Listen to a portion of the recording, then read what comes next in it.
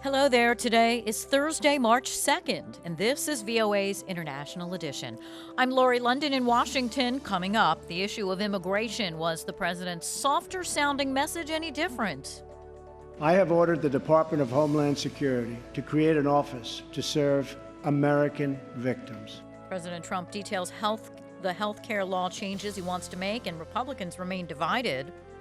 We went from the expansion from 50 million to 70 million Americans covered by Medicaid. A new way to test lung cancer. Also ahead, the latest from Hollywood. It's all on today's International Edition. President Donald Trump has laid out changes he wants to make in U.S. healthcare policies, but his Republican colleagues in Congress remain divided about exactly how to repeal and then replace the national reforms championed by former President Barack Obama. Trump met Wednesday with Republican congressional leaders at the White House in a legislative strategy session. That's a day after spelling out details in his address to a joint session of Congress on how he wants to repeal and revamp the Obama health law, popularly known as Obamacare. Joining me now for some perspective is healthcare attorney Harry Nelson, who's also the author of the book From Trump Care to Obamacare, What You Should Care or Why You Should Care. So thanks for being with us. What was your take on the president's comments on the issue? His first comment about healthcare was that, a national mandate to make every American buy government-approved insurance is not the right solution. And that wasn't a surprise. That's the same message that President Trump used on the campaign trail. It's interesting. He seems to be stuck in a loop about a story that isn't the whole story about the Affordable Care Act. First of all, the Affordable Care Act didn't require every American to buy insurance on the exchanges. Only about 12 million Americans bought insurance, only those who were uninsured and who didn't qualify for Medicaid. And it was clear that that was a point in his speech where both Republican and Democratic voters were in less agreement with what he said. It seems like there was already some pushback as far as some of the proposals the president had. Republicans have been determined to get rid of the Affordable Care Act. Democrats are saying, fix what's wrong with it. He said it's collapsing. Is that accurate? The insurance exchanges, where people who were uninsured, who were above 138% of federal poverty level, were required to buy insurance, were not doing well even under the Obama presidency. And what's happened in the last several months is that since the executive order in January, the Trump administration has made it clear that people do not need to worry about not buying insurance. If they're uninsured, the IRS is not going to enforce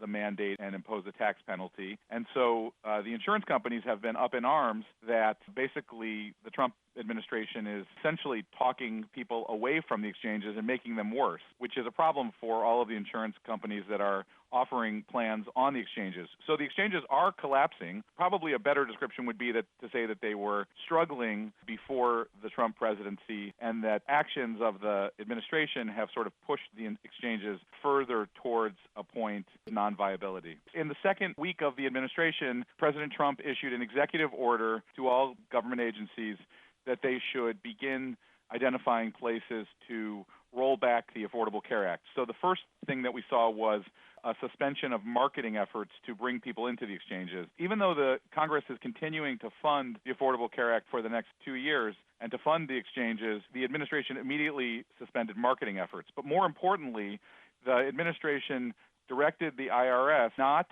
to impose a penalty. The way that the individual mandate is supposed to work is that if you are an uninsured person and you are above 138% of federal poverty level so that you don't qualify for Medicaid, you're in that population that is supposed to have to buy insurance under the mandate. So what the administration said to the IRS is, we're not going to enforce that. We're not going to put any penalty on people. So that was basically signaling to all of these uninsured people that there was going to be no downside if they chose not to buy insurance. The part of the healthcare reform that has been, without question, a landmark achievement that was only positive was the expansion of Medicaid, right? We went from the expansion from 50 million to 70 million Americans covered by Medicaid during the Obama presidency was significant. It reduced the level of suffering by the poorest Americans. So for anyone to describe that as a disaster is ridiculous. The Republicans may have issues with how Medicaid is run.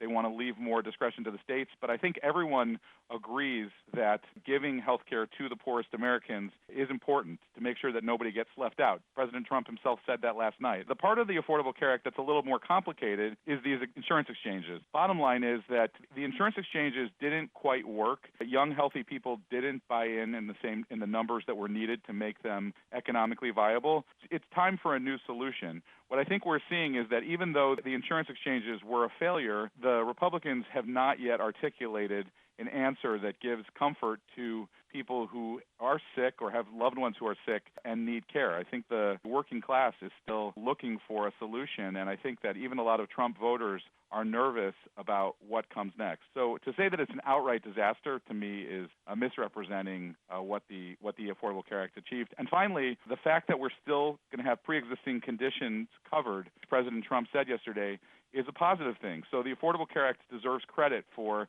having established pre-existing conditions.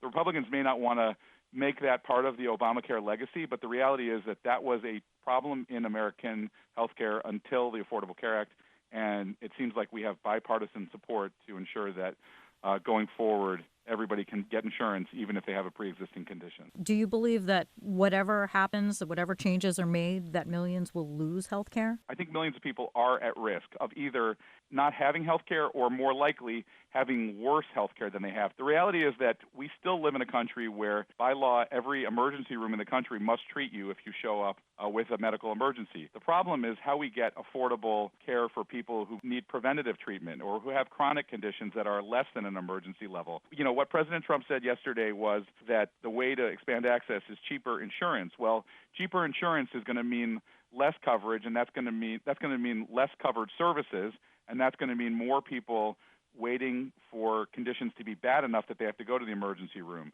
So I think that millions of people are going to have less access, and again, the biggest question of all to me is going to be what happens to the 20 million people who had gotten Medicaid since 2012. All right. Well, we appreciate your perspective. Harry Nelson, author of the book From Trump Care to Obamacare, Why You Should Care.